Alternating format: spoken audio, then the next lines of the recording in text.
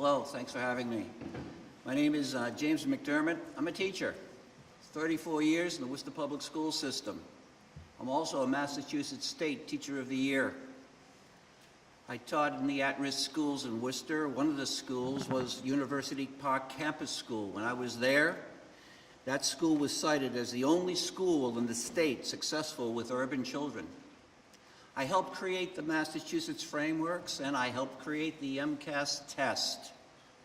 In fact, I taught Massachusetts teachers and the folks at the testing company in Texas how to score the MCAS essay.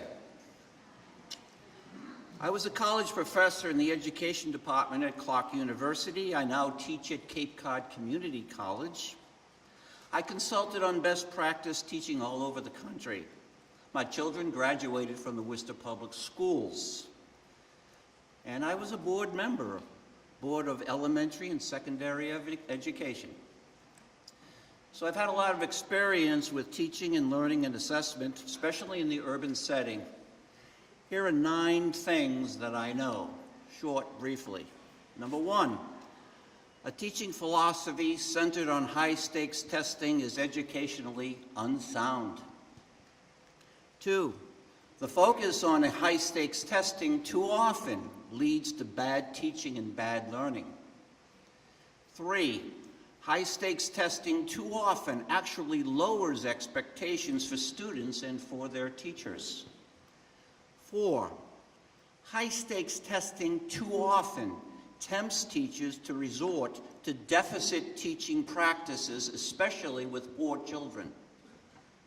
5, the proliferation of high-stakes testing makes millionaires of corporate leaders under the guise of helping poor children learn.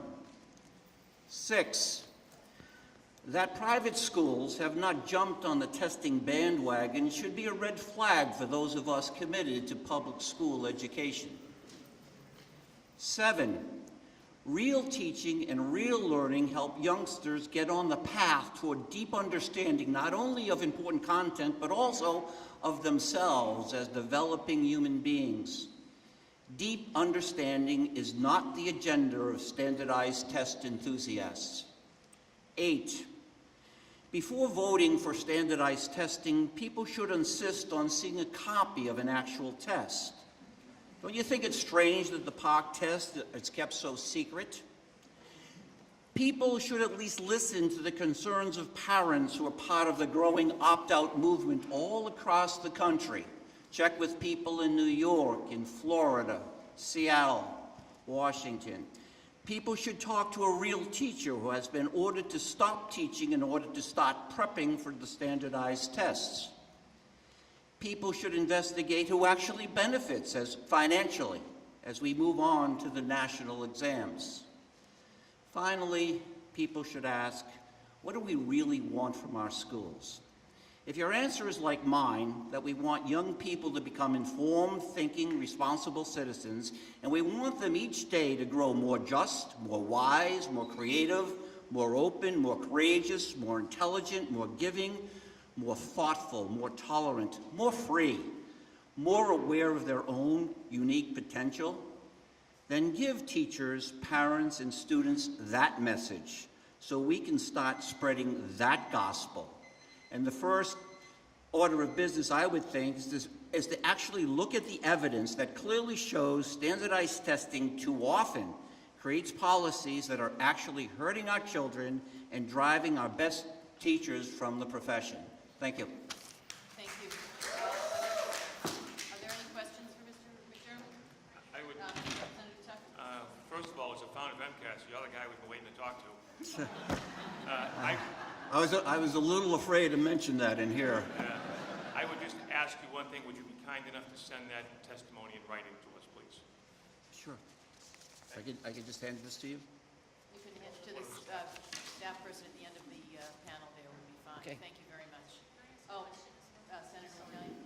Okay, so you were one of the folks that helped devise the MCAS test. In 1993, right, and I was on it maybe for 7 years after that. Okay, so do you believe that, at least when you were helping to formulate the test, that it was to be used as one of multiple assessments for a child? Right, it was, MCAS means Massachusetts Comprehension Assessment System. And we, my colleagues and I, we believed that we were going to have a variety of assessments. We believed in the idea, in the Latin assidere assessment, which means to sit beside and help. And we now have MT. We don't have MCAS in my mind. So I think that MCAS over time was hijacked. That's my feeling. So just to be clear for me, you feel that was hijacked, and then in terms of Park, you just haven't even seen the test, so you have no idea. But wouldn't you agree, at least in principle, what we hear they're trying to do with Park, at least, is try to get beyond filling in the bubble and rote memorization? I don't think so. into No one's seen the critical test. See, Okay. I want to see the evidence before, and interestingly, in Florida, there were teachers in Florida who had a sign before they before they gave the exam, that, first of all, they wouldn't look at the exam, and if they did, they wouldn't talk about it. And the students had to do the same thing. One of those students was my grandson, so I know that pretty clearly. And I'm wondering, that sends a red flag to me. I mean, I know when we did the MCAS, we piloted it. We sent it out across the state. We had committees take a look at it. They gave us criticism. We changed with the criticism. When we sent the test back out, everyone got a copy of the test afterwards. So, and of course, we didn't mean for it to be this type of we didn't mean to be to assess teachers. I mean, it just seems ridiculous now to me.